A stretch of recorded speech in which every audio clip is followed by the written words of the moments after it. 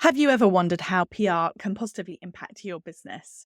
If so, then today's episode is going to be right up your street. I am joined by Fiona Minnitt, who is an absolute PR expert. What she doesn't know about small business PR isn't worth knowing. I'm delighted she's joining us on the podcast. Hi, I'm Catherine Erdley. I'm your host for today's podcast, as well as the founder of the Resilient Retail Club, which is my membership group and mastermind, as well as my done for you stock service, Stock Doctor. And you can find out more about all of those at resilientretailclub.com. Can't wait to jump into today's episode. I've worked with Fiona over many years, and as I said, she's a real expert in this area.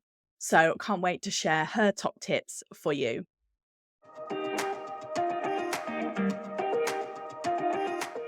Welcome to the Resilient Retail Game Plan, a podcast for anyone wanting to start, grow, or scale a profitable creative product business with me, Catherine Erdley. The Resilient Retail Game Plan is a podcast dedicated to one thing: breaking down the concepts and tools that I've gathered from 20 years in the retail industry and showing you how you can use them in your business. This is the real nuts and bolts of running a successful product business, broken down in an easy, accessible way. This is not a podcast about learning how to make your business look good. It's the tools and techniques that will make you and your business feel good. Confidently plan, launch, and manage your products, and feel in control of your sales numbers and cash flow to help you build a resilient retail business.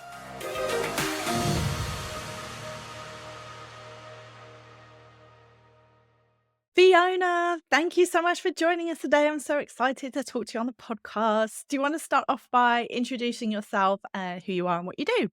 Absolutely. Thank you so much for having me. I am thrilled to be here.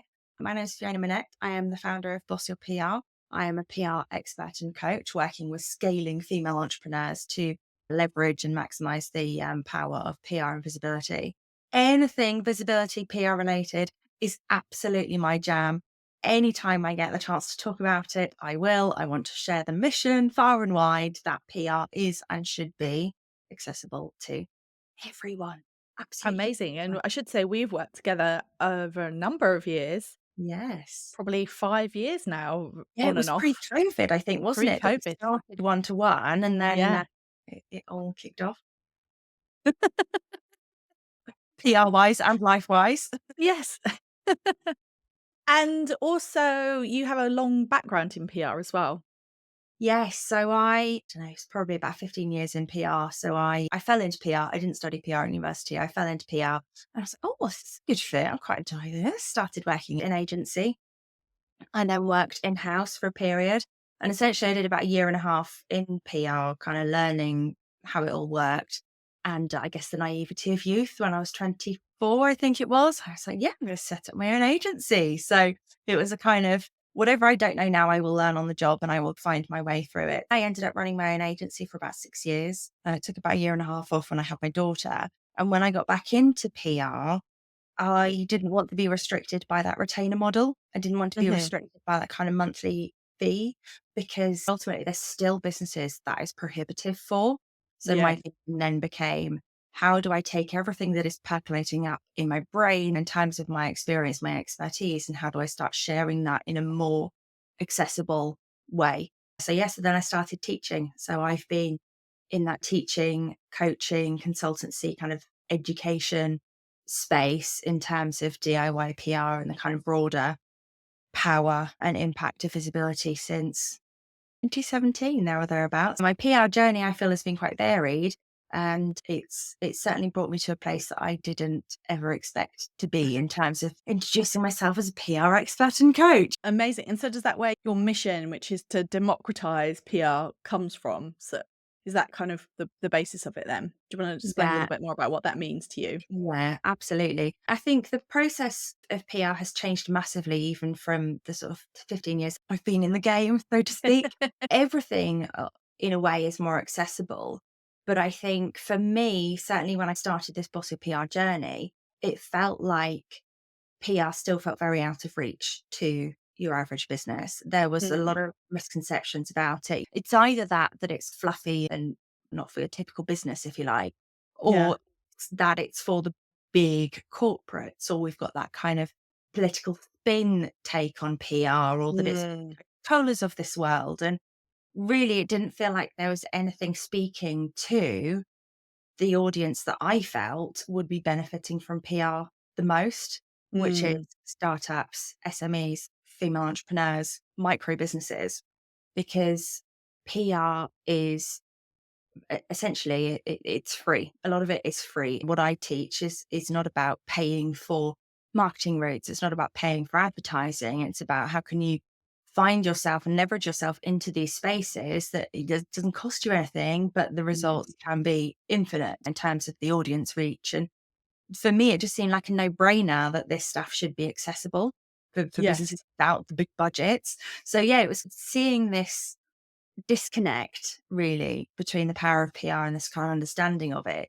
And really then democratizing it became the best word to sum it up in terms of Yeah. making it accessible, because it really needed to be. And I think there is many more people like myself that are teaching this stuff, that are in that coaching space.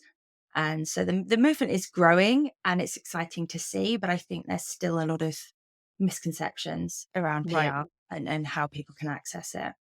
And you've worked with some big organizations. So you have got people like the BBC, for example, who've been a bit more thinking about not just small business, but also how creators can use PR and things like that. So that must be exciting. Yeah, absolutely. And this is the thing. Like, I would never have conceived of where my work would take me, and to be able to work with. So I've worked with BBC Studios with their Talent Works branch previously, and they recently did a collaboration.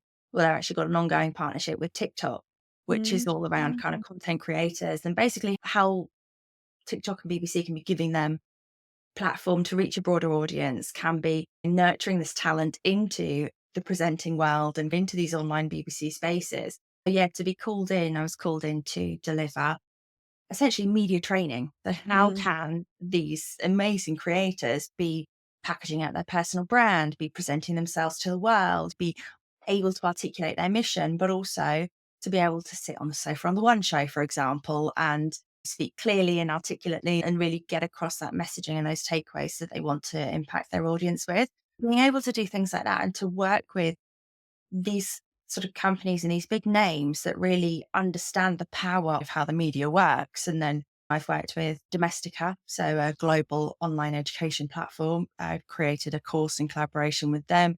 So again, me, like I said, I'm on this mission. I am like on my soapbox, well and truly. So to be able to do that in collaboration with these incredible businesses is really exciting. I think it shows the importance of this kind of Yeah. visibility piece, if you Mm. like.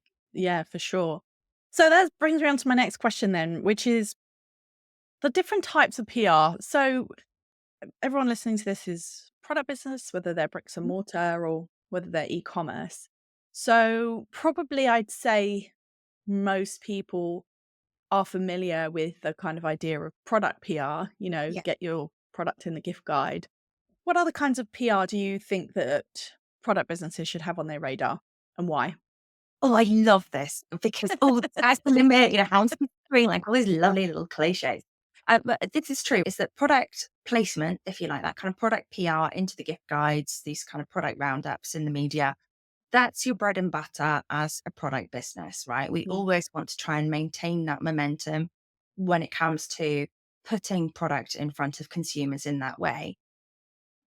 But I think that there is kind of safety for founders in hiding behind the product. I think that sounds Mm. a little bit generalized, but I think it's easy to step back and go, I want to let my product do the talking, which is Yeah. amazing. And of course, there are different approaches work and suit different businesses. And I respect that. But equally, that can mean that there's a lot of PR goodness that isn't necessarily being leveraged. Things like the opportunity for founder profiling, the founders, the creators, the designers, the people behind these businesses to be able to tell their story, whether that is their entrepreneurial journey or their design process or how a certain collaboration or collection came about, or maybe they want to open up more personally about hurdles or what were the catalyst moments for them in creating their business. And there's a lot of layers quite often to the the stories of the founders, of the people behind the business. I think that's Mm. something that's really lovely to be able to tap into. So there's that kind of founder profiling angle. But also, quite often you will find that owners of product businesses have an area of expertise. They have an area of specialism, okay? Whether it is in the problem that their product solves or their expertise has brought them to this point where they can create what they've created. And it's easy to assume that expert positioning piece is best left or is more suited to service providers, for example. Mm. But again, if we're not tapping into those areas, we're missing a trick. And like I said, PR is free. This isn't, I can only afford to do one avenue. This is, Mm. you've got the toolkit. And if you understand how it works, you can open so many more doors without it costing you a penny. It is just a Mm. case of, okay, I need to just spend a bit of time to work out who I want to pitch and what I'm going to pitch to them.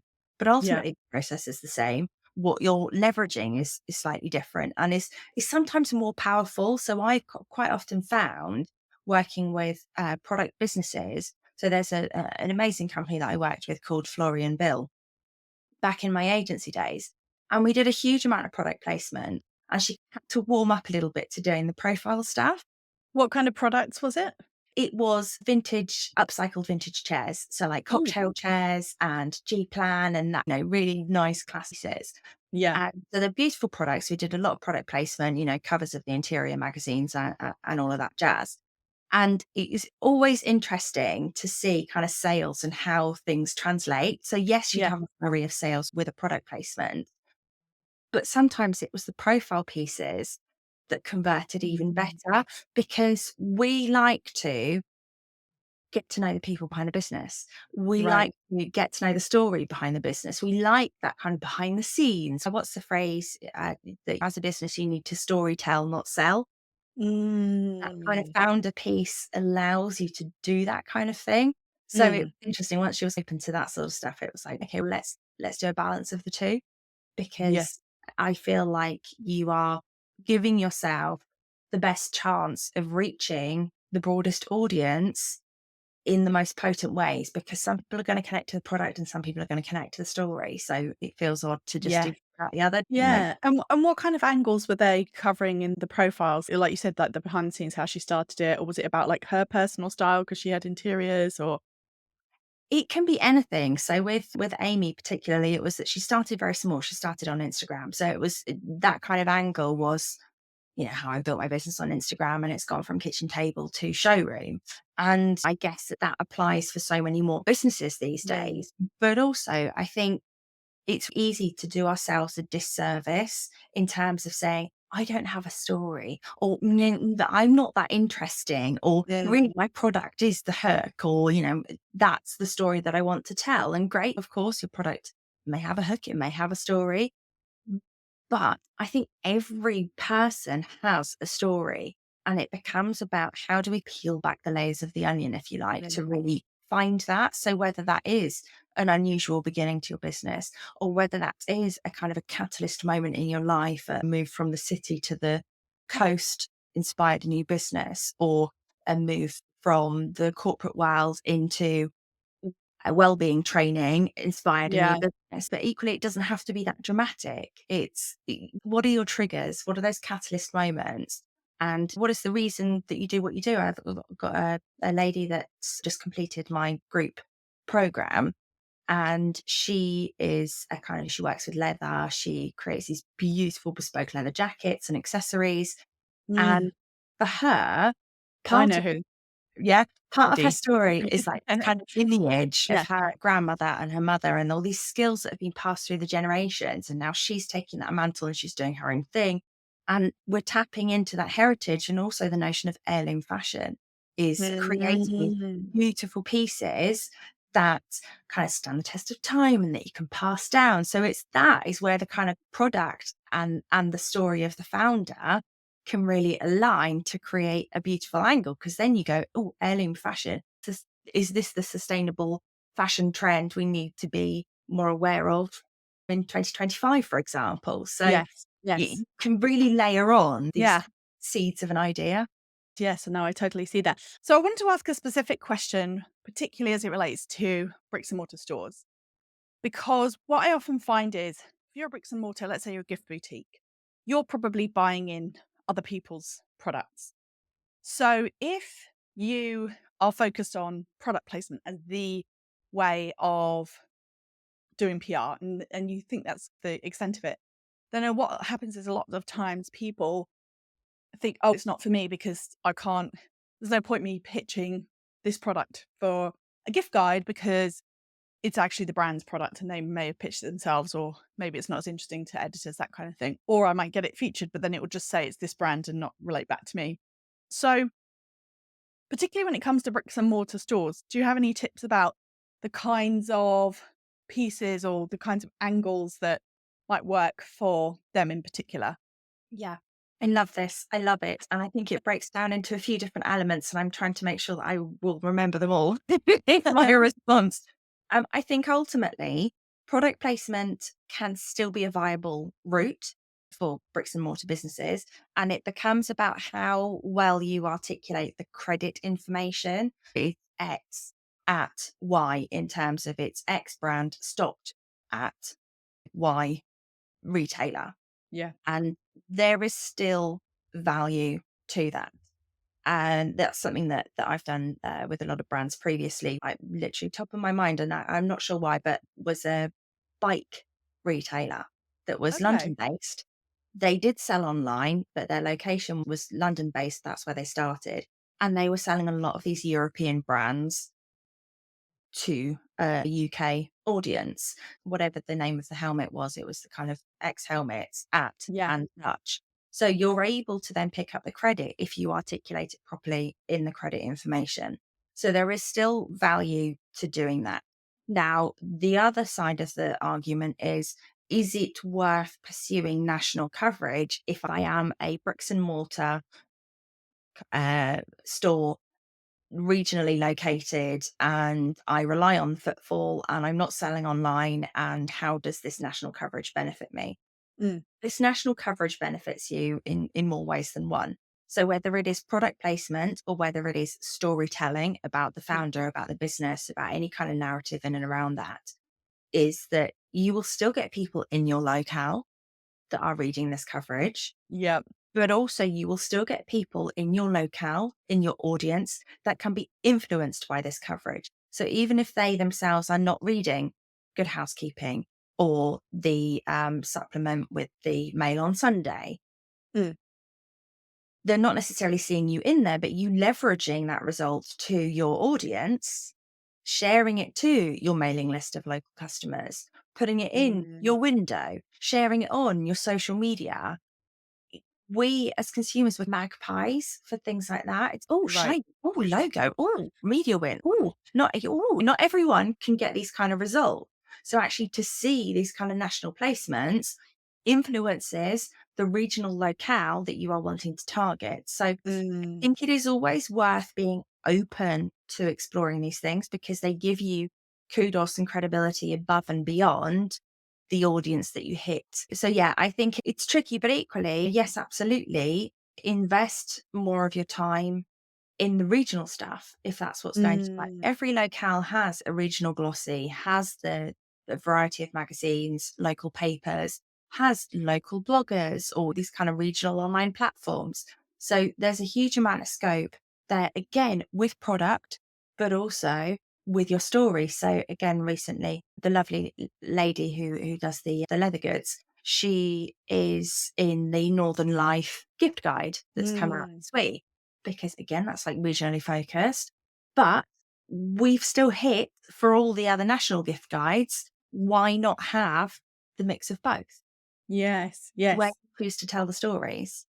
Yes. Yes. And of course, there's a huge amount of kudos when they've got these lists where they have best independent retailers, whether that's national or local. Absolutely. And Stylist magazine have done some great roundups previously. Condé Nast Traveller as well. They'll tap into these local areas and pull out the best of them. And you see this in with the sort of restaurant world as well. The Guardian do a lot of these good sort of food write-ups and they'll Mm. pick these lovely little foodie places from various areas across the UK. And that stuff is all national, but they're focusing on little pockets of brilliance that you get with the indie business, small business communities. So there is a lot of scope, there's a lot of opportunity out there for you to be building a broader brand recognition that will still benefit you in terms of regional footfall.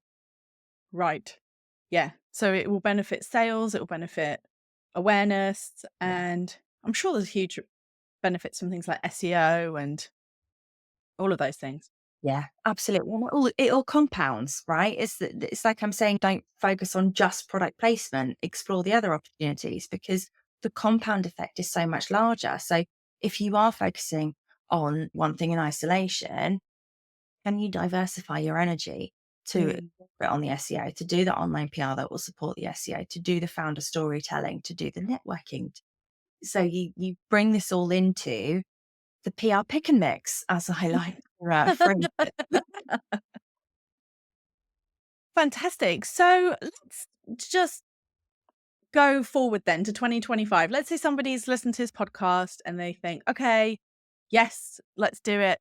I want to put PR on my focus list for 2025. I want to think about product placement, but beyond that, myself as a founder, and I think I can come up with an angle. And where should they start? What next?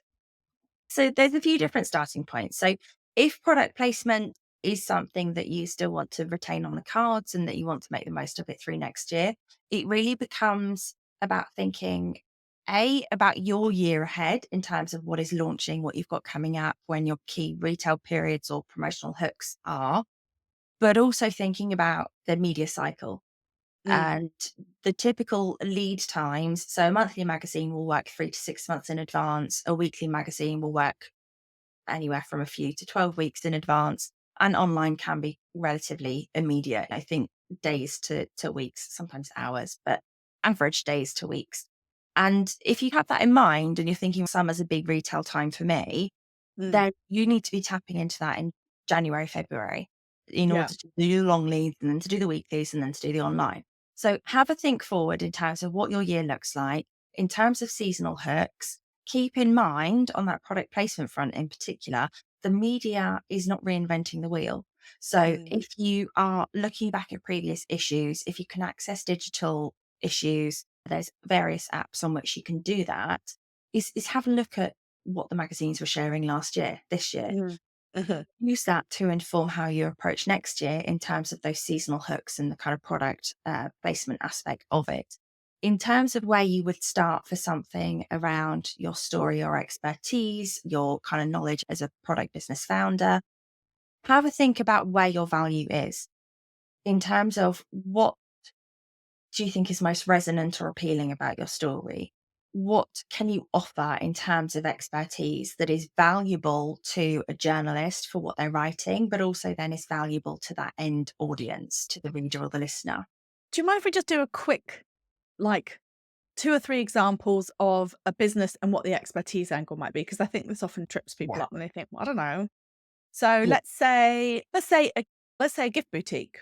Boutique, love it. Okay. Because then you've got this whole concept of what are the best gifts for X, Y, and Z recipients? What are the best gifts for I don't know, to celebrate such and such an occasion, or maybe you broaden out in terms of thinking outside the box for gifts. It's taking your product as a starting point and then building beyond that. So it might Mm, actually be that you have an awareness of gifting trends coming up. So if you mm, think back to COVID and the kind of rise of those letterbox gifts, yes. right, that kind of thing would have been great to have an opinion on. So what is coming up? Is it a move to more sustainable? Is it that this kind of wrapping trend of I can't remember what it's called, where there's you fabric Oh, wrapping fabric and wrapping, yeah. yeah, and that kind of there is a word for it. I Fabric can't wrap. remember what it is. But yeah, we'll call it fabric wrapping. Yeah, Is that still really prevalent? So yeah, broadening beyond your product, and I just really want people to be able to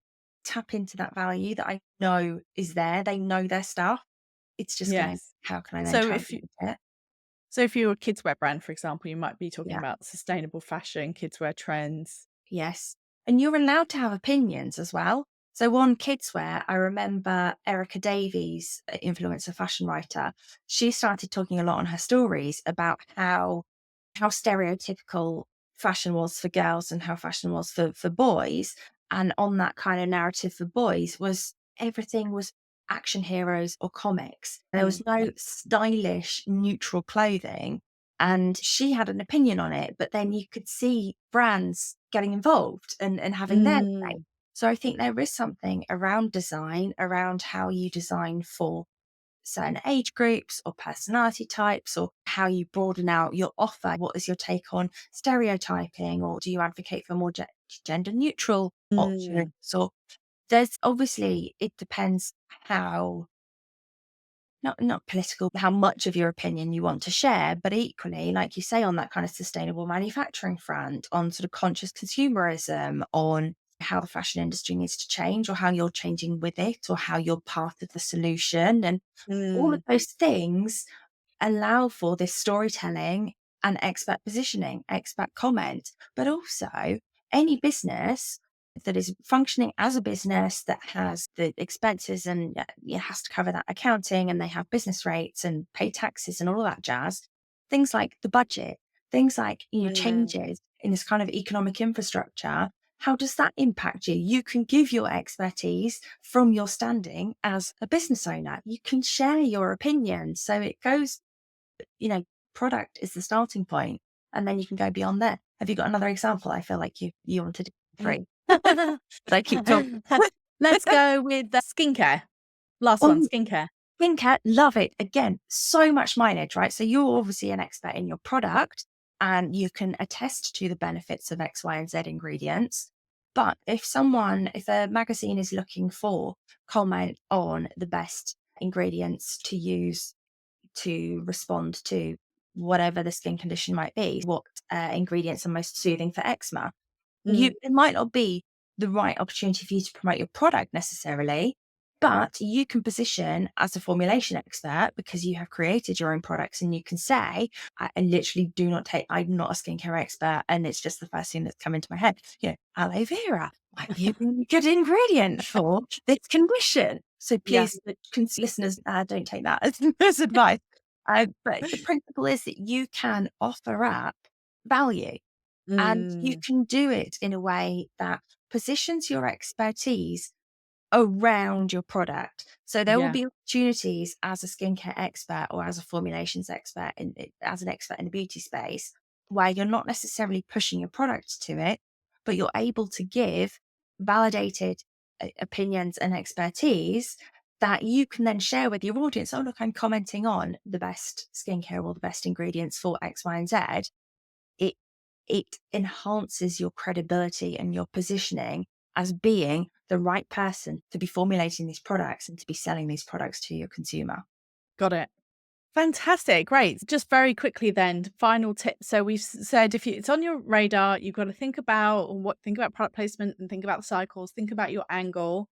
What's your final tip on how to get started? I think also is that the PR in media terms is amazing, but it's not the be all and end all. So if the media as an entity sounds scary, it doesn't need to be scary. We can break it down. But if that sort of feels a little bit too big for you, then there are plenty of other starting points. So you might start entering awards, whether that's you as a founder, as an entrepreneur, as a business owner, or you're nominating your product. You might start blogging. You might start doing more networking. You might start guesting on podcasts to tell more of your story, or speaking at local networking events to, again, tell your story, tell the journey of your brand, share some of your expertise. So there are so many ways to show up and leverage PR before you even get to the media, if you like. But I think also a key point to mention is that everyone listening to this is probably already doing their PR. You are probably Mm. already doing your own PR because you are visible on social. You are Mm. producing social media content. You are probably growing a mailing list, and you are sending newsletters or email updates. Essentially, you will already be communicating with stakeholders in and around your business. And that's what PR is. Public relations, it is all about communication with those key people around your business and about growing that audience of key people around your business. So you're already ticking off some of the elements of PR. It's now about how can we build on that? How can we go further? Love that. So if it feels intimidating, you're probably already doing it. Fiona, thank you so much. I've really enjoyed our chat. Do you want to tell everyone how they can find you and work with you? Yes. So I am Boss Your PR on everything. On Instagram at Boss Your PR. My website is bossyourpr.com. And I would just love to hear from anyone that wants to either know more about PR or wants to challenge me. Fiona, what is my story? Fiona, what is my angle of expertise? Fiona, what is the best approach for me to take? I am always happy to give you some starting points. So please do slide into those DMs. Let me know how I can help you, where you think you might want support, or if you just want a little guidance and a couple of pointers to get you started. That is A-OK by me. Thanks so much for tuning in. I hope you enjoyed today's episode. Why not hop over to Instagram at Resilient Retail Club? Let me know what you thought about today's episode. And if you have a moment, please do rate and review the podcast. You can do so on Apple Podcasts, or you can rate the podcast in Spotify. And of course, if you like, follow, or subscribe, you'll be the first to know about every new episode as it comes out each week on a Thursday. See you then.